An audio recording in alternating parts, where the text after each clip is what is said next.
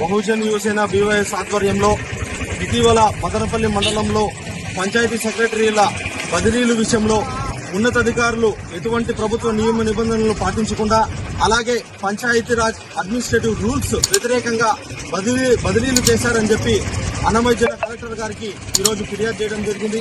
ఈ సందర్భంగా మామూలుగా ప్రభుత్వ నియమ నిబంధనల ప్రకారం పంచాయతీ సెక్రటరీలు ఎవరైతే ఉంటారో గ్రేడ్ 4 వరకు పంచాయతీ సెక్రటరీలు ఎవరైతే ఉంటారో వారి స్థానిక మండలాల్లో సొంత మండలాల్లో వాళ్ళని నియమించడం కానీ బదిలీ చేయకూడదని చెప్పి ఒక నియమ నిబంధన ఉంది. అలాగే ఎవరైతే గ్రేడ్ 5 గ్రేడ్ 6 పంచాయతీ సెక్రటరీలు ఉంటారో వారిని వాళ్ళ స్థానిక పంచాయతీల్లో సొంత పంచాయతీల్లో నియమించకూడదని చెప్పి ప్రభుత్వ నియమ నిబంధన ఉంది. కానీ ఎలాంటి నియమ నిబంధనలు పట్టించుకోకుండా ఈరోజు మదనపల్లి మండలంలోని అంకిశెట్టిపల్లి పంచాయతీకి మంజులా గారిని అక్కడికి బదిలీ చేయడం జరిగింది. ఈ సందర్భంగా మంజులా గారు అదే పంచాయతీలో అదే మండలంలో వారు స్థానికంగా ఉండడమే కాకుండా అక్కడ వాళ్ళు చిన్ననాటి నుండి విద్యాభ్యాసం చేయడం కూడా అక్కడే జరిగింది.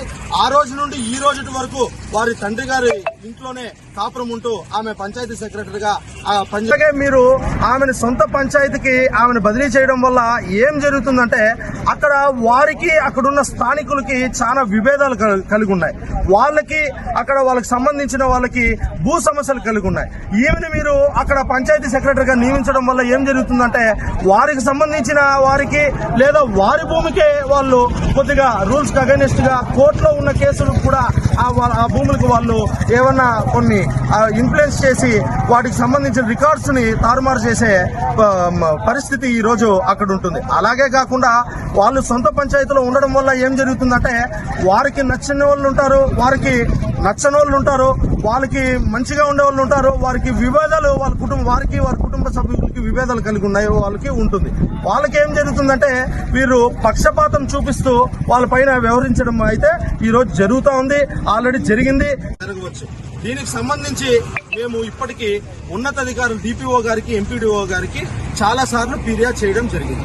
సందర్భంగా డిపిఓ గారిని గాని ఎంపీడీఓ గారిని గాని నేను సూటిగా ఓటే అడుగుతున్నా, అయ్యా మేము ఉన్నతాధికారులకు ఎందుకు మేము వచ్చి ఫిర్యాదు చేస్తామయ్యా?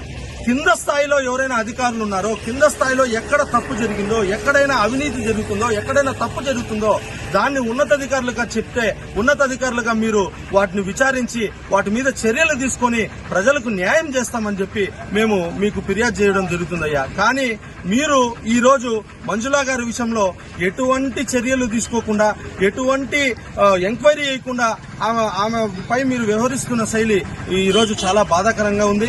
ఈ సందర్భంగా మేము మీకు విన్నవించుకోవడం ఏమంటే, మన ముఖ్యమంత్రి గారు గాని, డిప్యూటీ సీఎం గారు గాని, మంత్రి నారా లోకేష్ గారు గాని ఏం చెప్తున్నారంటే, టీవీల్లో గాని మీడియాలో గాని ఎక్కడైనా ప్రసంగాల్లో ఏం చెప్తున్నారంటే, మేము గత ప్రభుత్వంలో జరిగిన అన్యాయాలు గాని, గత ప్రభుత్వంలో జరిగిన లాగా అరాచకాలు గాని ఈ ప్రభుత్వంలో జరగవు, అలాంటి అన్యాయాలు జరగవు, పేదలకు మేలు జరుగుతుంది, ఎలాంటి అధికారులు కూడా అవినీతికి పాల్పడరు, అధికార ప్రలోభాలకు పాల్పడరు అని చెప్పి వాళ్ళు మాత్రం చెప్తున్నారు.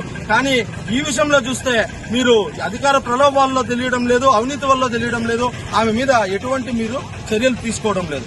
దీనికి సంబంధించి మేము ఒకవేళ ఉన్నతాధికారులని మిమ్మల్ని ఎక్కువగా మేము ప్రశ్నించినా, లేకపోతే ఎక్కువగా మిమ్మల్ని ఒత్తిడి చేసినా మీరేం చేస్తారంటే అక్కడ ఉన్న అధికార పార్టీ నాయకులు గాని మీరు గాని ఏం చేస్తారంటే మా మీద ఇంకా మేమేదో ఒక పెద్ద తప్పు చేస్తున్నట్లు, మీకు వ్యతిరేకంగా ఉన్నట్టు మా మీద కక్ష కట్టేస్తారు. అలా లేకుండా దయ ఉంచి ఉన్న సమస్యను మీరు అర్థం చేసుకుని దయ ఉంచి ఆమెను అక్కడే స్థానిక పంచాయతీలో పెడితే జరిగే నష్టాలను మీరు దృష్టిలో ఉంచుకొని ఈ రోజుకైనా కలెక్టర్ గారు చెప్పిన తర్వాత మీరు స్పందించి మంజులా గారిని అక్కడ కాకుండా వేరే మదనపల్లిలోని ఏదో పంచాయతీకి ఆమెను బదిలీ చేయాల్సిందిగా ఈ సందర్భంగా కోరుకుంటున్నాం. అలాగే ఎంపీడీఓ గారు ఏం చెప్తున్నారంటే ఎస్ఆర్ రికార్డ్స్ లో ఆమె గారు ఇక్కడ స్థానికంగా కాదు కురబలకోట మండలానికి ఉన్నారు అని చెప్తున్నాం. అయ్యా ఎంపీడీఓ గారు డిపిఓ గారు మేము చెప్పడం కూడా ఏమనంటే ఆ ఎస్ఆర్ రికార్డ్స్ లో వాళ్ళు రాపించడం దాంట్లోనే ఫేక్ రికార్డ్స్ క్రియేట్ చేసి రాపించారని చెప్పి మేము చెప్తున్నాం. దానికి సంబంధించి మీరు ఎంక్వైరీ చేయండి, ఆమె రికార్డ్స్ అన్ని పరిశీలించండి, ఆమె సర్టిఫికేట్లను పరిశీలించి ఉన్న వాస్తవాన్ని తెలుసుకోండి. మీరు ఫీల్డ్కి వచ్చి స్థానికులను విచారించి ఉన్న వాస్తవాన్ని తెలుసుకొని ఆమె వల్ల జరుగుతున్న నష్టాలను కూడా మీరు దృష్టిలో ఉంచుకొని ఆమె మీద చర్యలు తీసుకొని వెంటనే మీరు ఆమెను బదిలీ చేయాలని చెప్పి ఈ సందర్భంగా కోరుకుంటూ, మీరు ఇప్పటికి కూడా స్పందించకపోతే మేము ఖచ్చితంగా నారా లోకేష్ గారి దగ్గరికి అలాగే సంబంధిత పంచాయతీరాజ్ మినిస్టర్ పవన్ కళ్యాణ్ గారి దగ్గరికి వారి దృష్టికి కూడా ఈ సమస్యని మేము తీర్చుకొని పోయి ఈ సమస్య తీరేంత వరకు మేము పోరాటం చేస్తామని ఈ సందర్భంగా కోరుకుంటూ జై భీమ్ జై భారత్.